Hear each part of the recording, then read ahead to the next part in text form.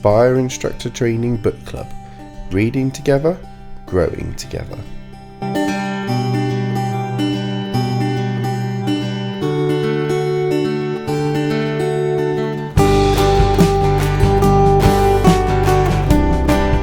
So welcome to this special episode of Inspire Instructor Podcast. We have a book club episode, and I would like to welcome to the book club Alex Jones. Thank you very much. So Alex, you wrote a book called Learning to Drive and Lasagna, which already is a brilliant title and gets me intrigued. So Learning to Drive and Lasagna, a driving mindset. So I think my first question for you, Alex, is why? Why did you write this book?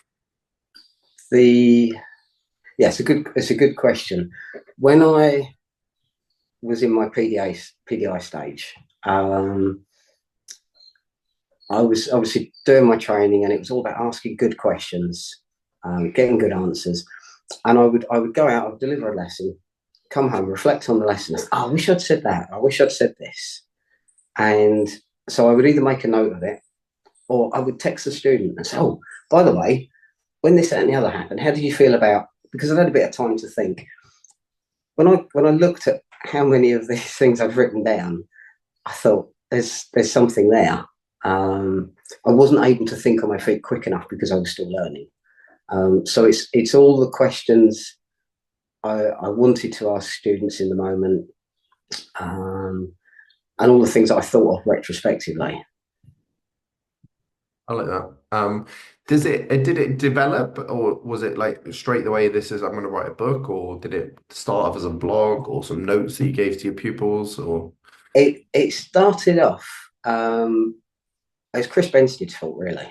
I blame a lot on Chris. I blame a lot on Chris. I rang him in the early days because I was having issue.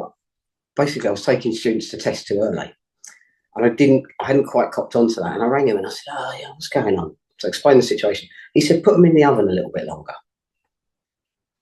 Nice. Got it. So in other words, whenever you think they're ready, give another 10%, good to go. And it worked. And I thought, and that's how it turned into sort of lasagna. But the actual development of the book was it was born out of a lesson. Every day I'd come home from work and another chapter would write itself because of what had happened during that day. And it was almost like a live journal of 6 months of teaching students. Like that. So Chris obviously recommended this book to me to come on to book club, and I read it and instantly loved it. And I can fully see Chris, like, why. As I was reading it, I was like, yeah, I can see why Chris recommended this, because it's got that same sort of kind of different sort of kind of thinking that Chris quite often has. And actually, you've sort of kind of proved it there with that. And I love that. I just put them in the oven for a little bit. Yeah, it made perfect sense to me. And then I started to say, I was saying to students, right, we're at that stage, but we need to bulletproof you. We need to put you in the oven. And then that turned into pasta. And suddenly I'm turning my students into food. Yeah. Okay, so I love that sort of kind of origin story of it. Let's have one, because obviously a lot of people listening won't have read the book. Shall we? Like, do you want to summarize it for everyone? Like, what is the book? It's break it down into two sections. The first section is kind of the physical driving of the car. So it talks about car controls. It talks about steering, using little things that, for example, I learned when I used to race motorbikes, is you want to look as far ahead and around the corner as you possibly can. And that isn't intuitive to a lot of people. To you and I, it seems obvious. We're looking up and out. But I think in the early days, for most people, all of your driving happens inside the car. And by that, I mean your focus, your attention is on your hands, your feet, your gears, your signals, the mirrors. It's all very tight. So the first section talks about the skills that we need to get the car under control. Once we've done that, your bubble then expands. And actually, I would, and this is a bit of a new ethos that I come up with, is that all my driving happens outside the car. nothing. I'm not paying the blindest bit of attention to what's happening inside because I'm looking at the situation. I'm planning ahead. It's the awareness. So the latter part of the book tries to open that horizon and look outwards, which when you're delivering a live lesson, I pull up on the side of the road and I'm trying to describe these things. I look at the student and I know you're kind of listening, but your mind is at that still at the roundabout back there. So the information isn't quite getting through because you're busy thinking about important stuff. So I wanted to talk about awareness planning, things on the GDE, on the higher levels of the GDE matrix, mood, fatigue, all those sort of elements that you haven't got the capacity to think about when you're sitting in a lesson as a student because you've got too much going on. It's a kind of reflective book, if that makes sense. Yeah, okay. I love how you've described the book and not mentioned the food element of it. But from a driving Gimmick.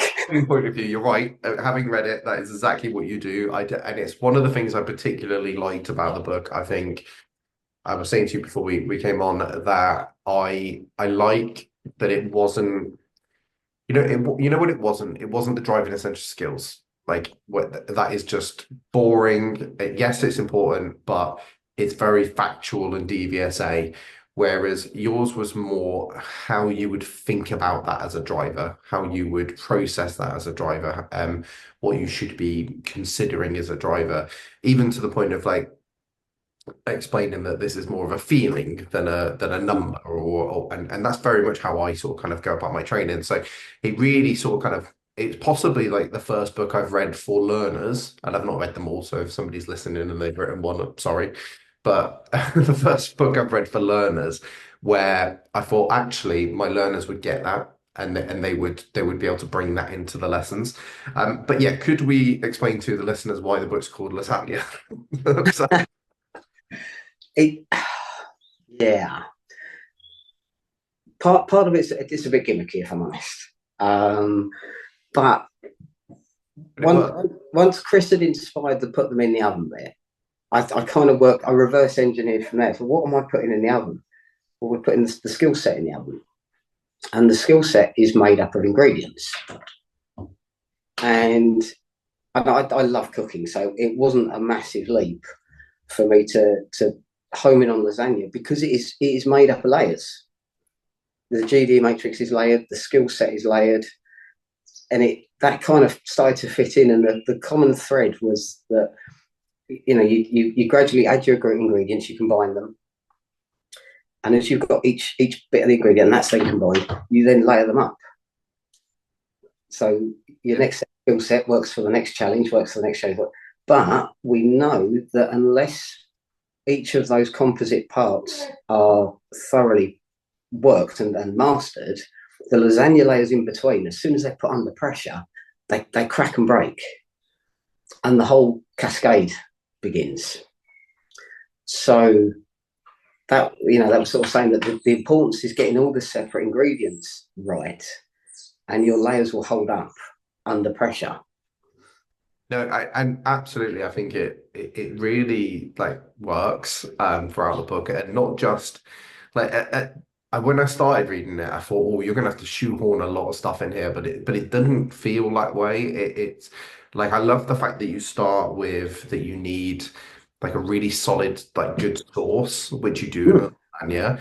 And that's your foundations of a learner driver. And that's exactly something like I don't talk about it in terms of a lasagna, but it's absolutely something I talk about having like spending that extra time to make sure you get that skill set right so that the learner can move forward. And you've explained that in this. And I can see how so I had a pupil not too long ago who was maybe a bit concerned that we were still working on those car control stuff and Yep. they saw their friends doing roundabouts and things like that. And again, didn't explain it in terms of the source, but I think I wish I had because I explained it in like building blocks Yep. and just creating these foundations and you're gonna like flourish and go beyond your peers because you've got this really good solid foundation. But but I love the fact that the sauce makes sense. Like you can't make like all the other stuff could be perfect, but if you've got a crappy sauce, It's rubbish it's not lasagna. No one's going it's to eat not a good lasagna. So it's yeah, it's really I love that. And then there was a bit about salt putting it in and having to like you can't that you don't want to put too much in because you can't take it back out. And it it. it's That was judgment. Yeah. So yeah, judgment. I've just Yeah, pulled. I don't actually. It's embarrassing. I don't have a copy of the book at home. I keep lending it to students, which is bad marketing. So I had to just pull up the contents. But yeah, the judgment is salt, and yeah, you can overcook it. So you know, little keep yeah, thinking all the time. I think it's the concept of the lasagna makes it tangible. So for us, we can talk about anticipation and planning. It means nothing until you start to give it some quality, a quantitative, make it 3D. yeah. Uh, So I actually yeah, the salt being judgment was that was the thing I really liked was when I consider putting salt into food, that is a judgment call, isn't it? You yeah, don't that's probably the one thing in a recipe that they don't tend to give you an amount. no, It's like salt to taste, doesn't it? Or season yeah, salt. absolutely. And so yeah, I like the fact you link that to judgment. So yeah, and I think just to kind of clarify to everyone listening, so the concept is you go through the all the stages of learning to drive and all the things they need to know to learn to drive. And each section of that is obviously a different element of this lasagna. I also love the fact that you didn't just use it as a reference, but also throughout the book, you actually teach us how to make a lasagna. So that's Oh yeah, yeah. cracking It's idea. advertising otherwise, isn't it? I've got to say, I'm with your pupil on the whole mushrooms thing. I Don't think go there. there'll be Italians out there screaming at you. Oh, absolutely. But you needed the extra ingredients, so it's fine. I, on your lessons then, because the only thing actually I did think there was potentially a drawback of this, and I fully get it within a book, because you wanted a theme throughout the whole book, Yeah, is we've talked about the fact that this massively could relate to other instructors and sorry to your learners. They've got something they can relate to. But if they don't cook or they haven't made lasagna, there yeah. is an element of now you've just introduced a new foreign concept. So now they've got to work out food and then driving. So I'm interested that on your lessons, do you do this with other stuff that's not lasagna? Like I'm really interested, like some of your like because you've come up with this idea, is there other stuff on your lessons where you relate that process to a different thing? It's a good question. I mean, when I was writing the book, the learners that I had with me were instrumental in it. So they were fully lasagnaed up. The folks that I'm working with now, I don't tend to reference lasagna too much. In part because the majority of my students are international license holders, so it isn't so relevant. But the driving content of it is transferable. I am working on new concepts, but they're less food based. I genuinely think that once you've got the car controls, it's entirely about personality and philosophy. Driving is totally psychological. It's who you are. The way you drive is a direct reflection of who you are. And I had a conversation yesterday with a student. We were talking about signals and how lots of people, lots of learners in their mind have a vision of the signals that we're giving purely being for the benefit of the people behind us. But then we'll sit on a roundabout waiting for a gap and then go, oh, thanks for signaling, mate.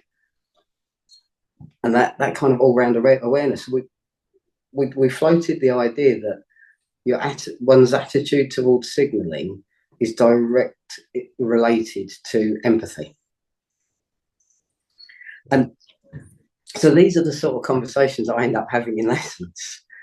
It's probably weird. And if I had a standards check, I doubt if I'd pass because I'm just off on a tangent. There's nothing about this on the marking sheet, but it works.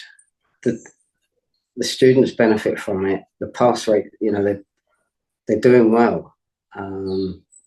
I think there is sections on the standards check marking sheet that incorporate that style of teaching because of what you said, actually, it works. And that whole bottom section, teach and learning strategy, is all about did it work? Like the examiner doesn't necessarily care how you get there as long as it works for that pupil. If you were doing that and the pupils looking at you going, what is this crazy guy going on about? Then it's not right for that pupil. So don't Oh do it no, for that pupil. But if you're, and this is kind of why I brought up the lasagna thing, because I think actually for me, I think instructors should go and get this book because not because they need to learn to drive, because I was listening through it and going, well, yeah, I know all this, I but hope so. yeah, but because of the concept of and the ideas of being able to relate driving to, and you talked about GD Matrix and the person and um how their what they bring to their knowledge and skills and what they bring to lessons. So if somebody is a keen cook, this is a perfect book for them because it would, and those are the perfect components to have. But they might be into cars or they might be into gaming or into sports. And the key is to actually do what you've done for their thing. So what's their thing? And then relate it to driving. And I think that what you've done is taken your thing, which is cooking, and related to driving, which absolutely makes sense for a book. But in the car, what I love is just the mindset of making this different, making it relatable to that person, and each one of those conversations is individual to the learner. I completely agree. Having written the book, it's changed the way I teach. So I had a conversation the other day with a student who recently passed. He boxes, so he does boxing for hobbies, and I was just trying to get his. We were talking about anticipation, and because I'd written the book, I thought, right, not lasagna, boxing. What do I know about boxing? Don't get hit. Okay, that works. And so I was saying to him, look, you suss out your opponent, don't you? The whole time you're approaching your opponent, you're looking at him, you're working out and you need to know what he's going to do next. And suddenly he joined the rest of the dots up for me. He came up with the rest of the analogies. There's another lady that I'm working with that does marketing for international big companies like Coca-Cola. So we were talking about understanding market trends and market sentiment and how you could see the way the trend is going. Therefore, you adapt the business model to accommodate for things like the US election and so on and so forth. And somehow she managed to tie that into driving. So it's taught me to take whatever it is that my student is into, plant a seed of joining that together with driving somehow, and then go. You go. Do the rest. Yeah, no, absolutely, and I think that's why I think it's a bit like what you said. Like the first thing you said there was that you'd make you a better instructor since writing the book, and this is why I think instructors should get the book because of that mindset. It will, like I'm sure a lot of instructors know this and know the concept of relating what the pupil's doing to driving, but I think this makes it really like a good, clear way of doing that, which will then either you can go, actually, I'm going to use this, or you go, this has sparked some ideas that I can go Oh, and bring into. challenge it. Yeah, Read it, challenge it. What would work for you? What would yeah, work for you with your student in your situation? Because it's totally different. I went out, I did my lesson, I came home, I wrote a chapter. It's that specific to I can see the roundabout, the illustrations in the book, that roundabout is down the road. Brilliant. Works for me. Great. But for other instructors, challenge it. Make it your own. yeah. I think actually not just make it your own, make it your pupils. That's Mm-hmm. probably my bigger thing is the Yeah, fair point. make it linked towards your pupils. But for me, this book for an instructor is more about this concept of relating driving to something they already know. And so that learning is then transferable. And they already like the thing they already know they're already good at problem solving with because they've got to whatever level of ability to do it. And it helps them sort of kind of relate that. It even helps them with the concept of like they see other people drive in and it looks really easy. Yeah, um, yeah. and so they come to lessons with this concept of sort of kind of like, why can't I do this? And they put Mhm. pressure on themselves. But if say, for example, they play the piano, or even like let's go for making lasagnas, you could have that conversation. Well, the first time you made a lasagna, like how long did it take you? And it Mhm. would have Yeah. been much longer. You'd have been reading every ingredient. It would take you 20 hours to chop the onions and all of these sort of kind of things. And you'd have been really sort of kind of methodical. Whereas now, when you probably knock up a lasagna, you probably don't even think about it, and you're just like make it, and that's driving. And I think if you can find that thing for your learner, not only are your lessons going to be more fun, um, it's going to massively help them progress. But I do think it's really important to point out that it's the thing for the learner, and I think Mm. that's key because I think a lot of instructors will find their thing and they'll tell this story and they'll go, oh, let me tell you a story about this. And the pupils sat there thinking, I don't know what you're talking about. Yeah. It has to be their niche and their thing that to link. So I'm just going to go around and bring it. So I think that's why I think instructors should buy this book.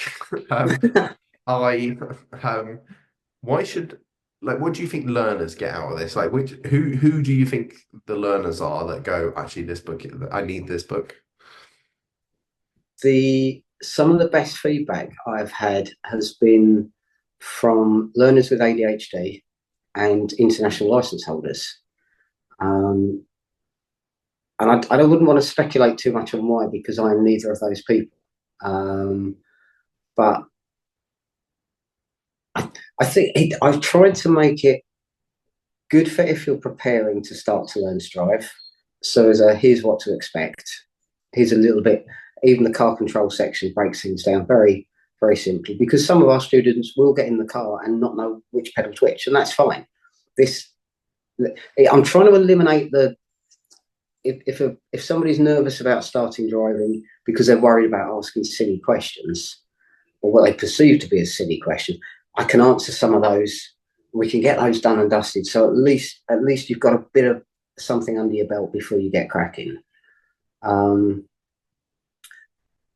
it's it's useful for because anticipation, planning, judgment, decision making are all very subjective things, and you don't know who you are behind the wheel until you're behind the wheel.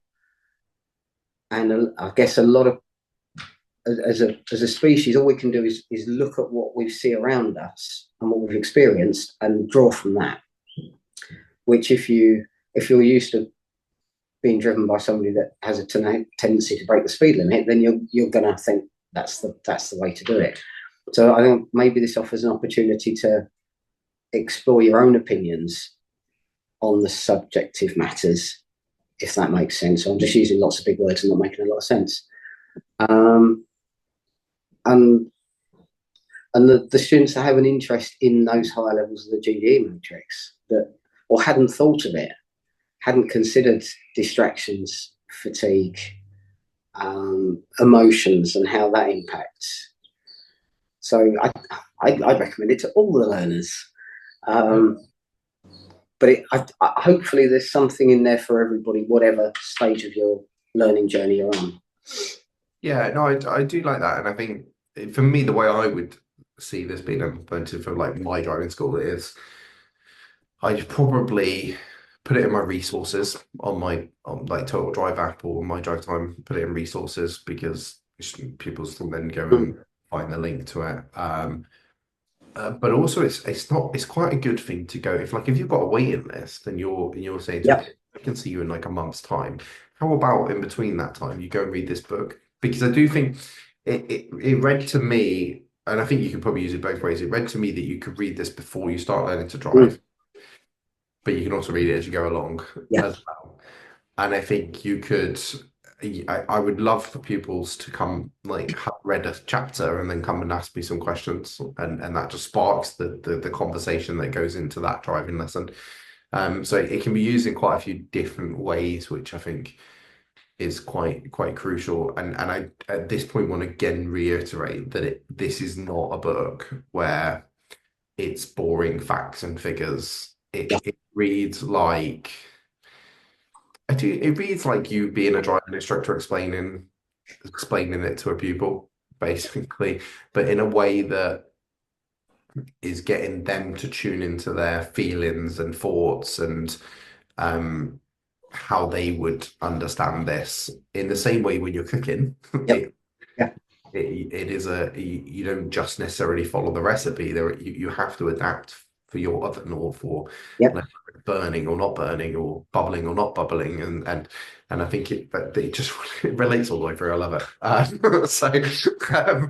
The before we came on, you mentioned about the Show Me Tell Me book as well, because I think this is Yeah. something a lot of instructors will be interested in. I haven't read this bit, but I'm intrigued to hear how you turned Show Me Tell Me's into food. Well, I will confess, although it is under the title of Learning to Drive and Lasagna, there are no food references in it. Okay. It's purely just a, a deep dive, not too deep because that would become boring. We get into the realms of boring again. Of the Show Me Tell Me questions, and it was inspired because I told everyone I was going to write a book. Oh, brilliant! Off you go. Never done it before. Got started, and then suddenly thought, what if I'm really bad at this and no one cares? So I wanted to start a mini project to put out there, see what the response was, and that would inspire me and motivate me to finish the main book. And I've tried to make the Show Me Tell Me stuff interesting over the last couple of years and failed. And I'm too proud to just say, I'll send you the link to the DVSA answers, you study them, and I'll ask you questions next week. And every time I took a student to test and they got asked to show me or tell me a question and they answered it verbatim from the DVA website, a little bit of me died inside. And I thought, right, enough, no more with this cop out. So I just I just talk about why. Why are they asking me this? And I go into a little bit, for example, talking about the coolant level. In a previous carnation, I was a marine engineer instructor. So I'm used to teaching about cooling systems and mechanical systems.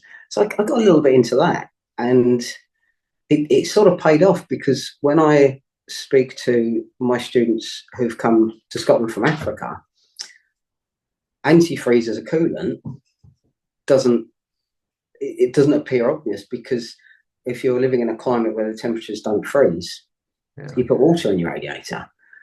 And so explaining a little bit about the journey of the cooling water and why it's important that it doesn't freeze, just little things like that. And the feedback from that's been really good across the board. When you have if people understand what they're being asked and why they're being asked it, they're much more likely to remember it and draw on it in the future. Yeah. But everyone will tell you, 1.6 millimeters, great. What does it really look like? What does it mean? What happens? Why? And so that actually took on a bit of a life of its own. And I use the illustrations from that and the other book a lot as a teaching aid. So from an ADI perspective, the pictures are great. I use the pictures. It's silly little things like the controls for my headlights are kind of by the driver's right knee. And if we're talking about that, I'm certainly not going to lean across a student to point at the fog lights. I could jump out, run around, but I live in Scotland, so it's probably raining. But I can get the book. So right, find that symbol, and it makes the whole Show Me Tell Me stuff so much more interesting, Yeah. fun, and better, I think, for the students.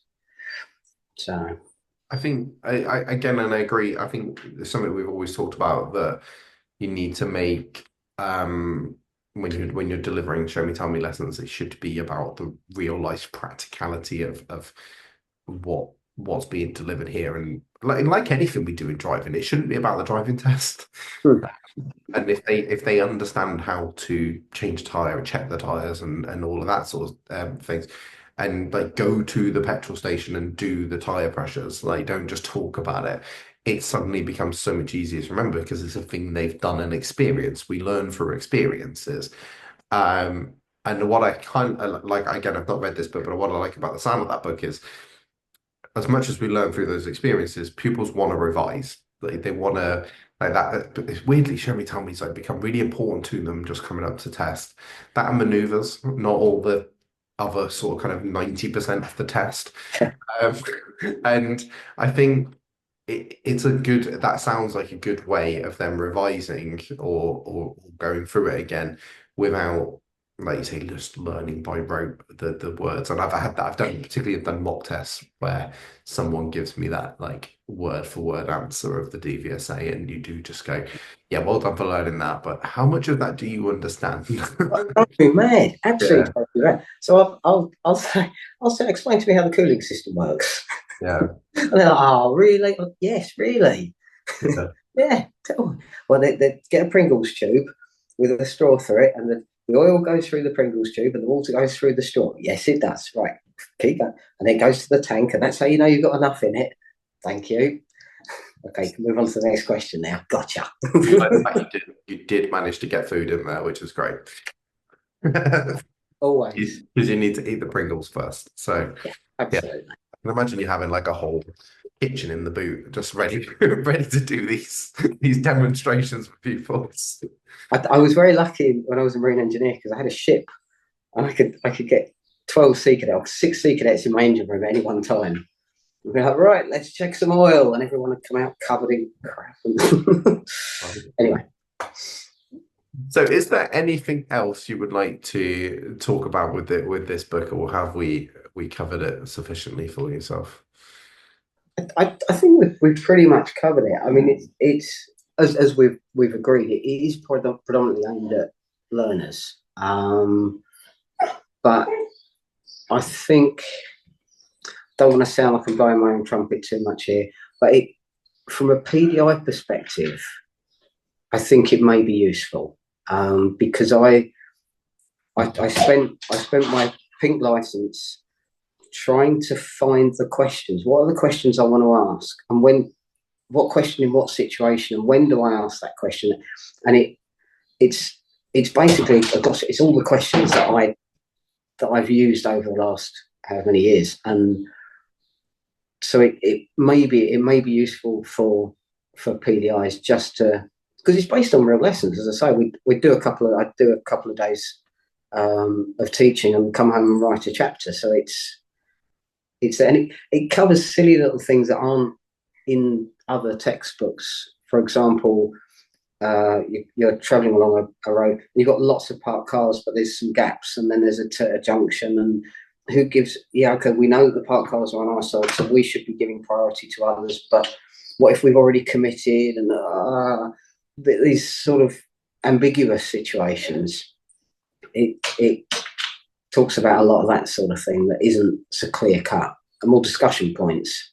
Yeah, I 100% agree. I think although the book is obviously written for a learner, it 100% like definitely a PDI looking for inspiration. But to be honest, I think ADIs as well, looking for I think somebody who we could read that and go, yeah, I could take a different perspective on some of my conversations, and they'd have to. I don't think anyone should necessarily read that and go, right, I'm going to go and deliver a lasagna lesson, which is now what we're going to call them.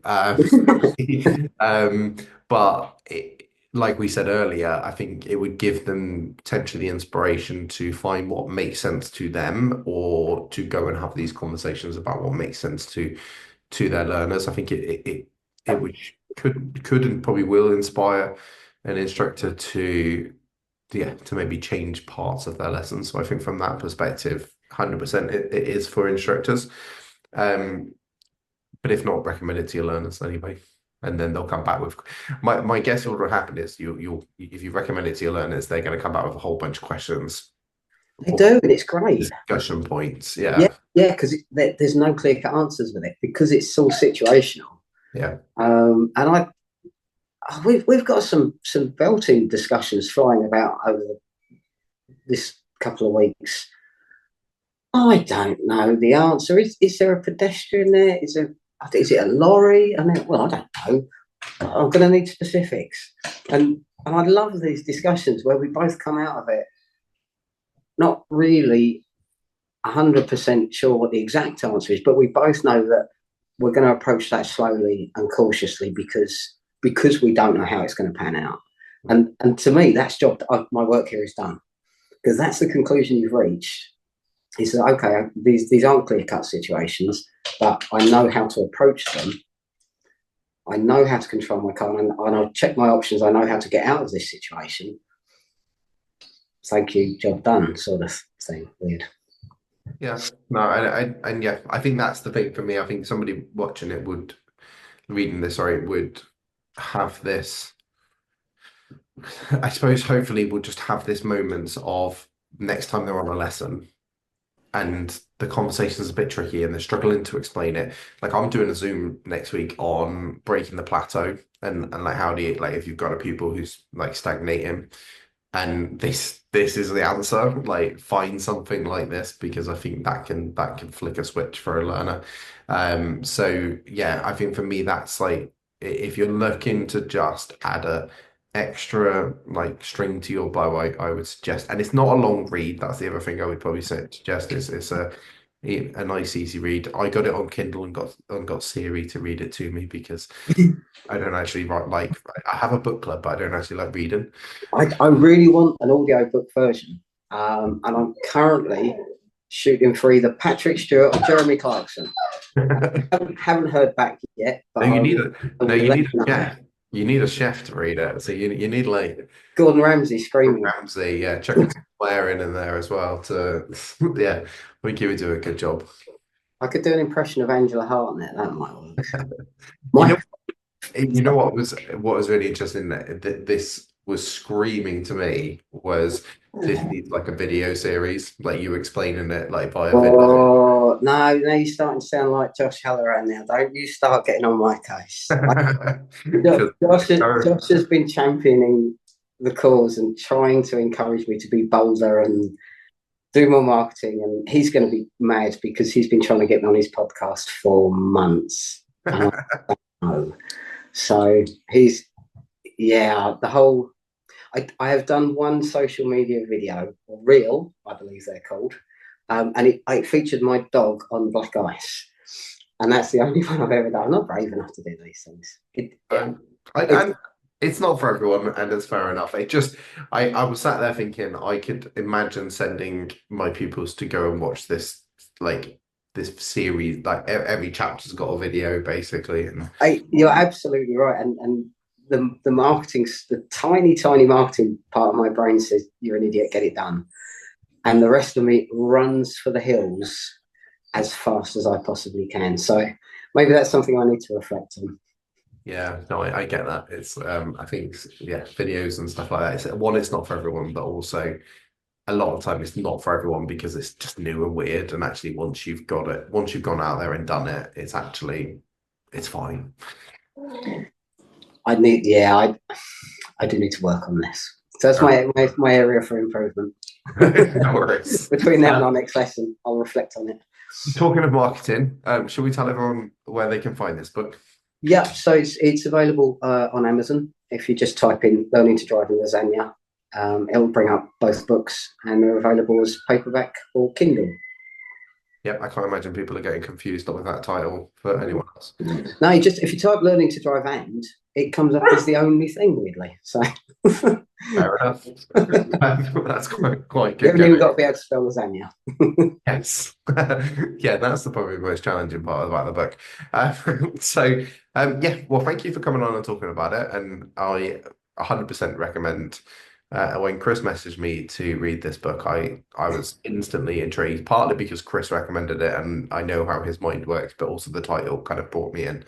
Um, And having read it, I was not disappointed. I read it pretty quickly, which is always a good sign. And I felt like I learned from it, and I've been doing this job for years. Wow, that's Also was as I was reading it, I was thinking, who's this for? Who can learn from it? And I 100% would recommend it to my learners, and I'd recommend it to instructors as well. So yeah, I think it's a great book. thank you very much. And Stick at thank that, put it on your socials. you. Yeah. Right. Brilliant. Thank you very much for joining us. Thank you. Oh, and goodbye from the dog as well. You had to do it, didn't you?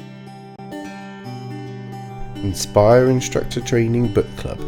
Reading together, growing together.